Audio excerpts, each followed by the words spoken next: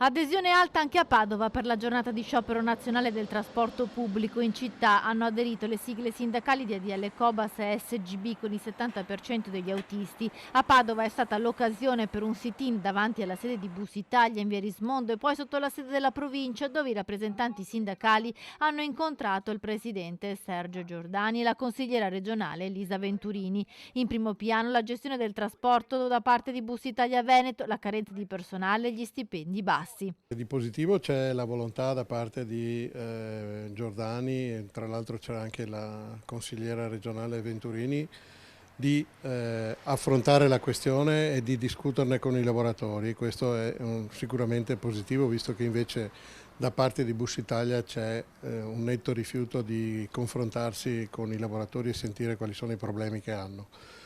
Dopodiché bisogna vedere che cosa succederà, però perché l'ente di governo, cioè il comune e la provincia, stanno aspettando gli esiti di queste diligence che hanno commissionato esternamente per vedere se quello che dice Bus Italia è vero o no. Giordani conferma il suo impegno per risolvere la situazione. Sotto la lente di ingrandimento il bilancio di Bus Italia. Stiamo cercando assieme a Bus Italia, assieme come provincia e come comune e come regione, perché abbiamo incontrato sia il vicepresidente De Berti sia il presidente Zaia, trovare una soluzione, cosa non facile.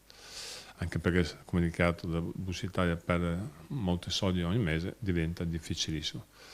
Adesso stiamo verificando assieme a Bus Italia, facendo una due diligence, controllando un attimo i conti per capire se c'è qualche soluzione. Posso solo dire mi impegno io come ente di governo, ma io vuol dire comune, vuol dire provincia, per cercare di risolvere tutti assieme il problema. Cosa complicata, ma ne va del trasporto pubblico, della qualità dell'aria,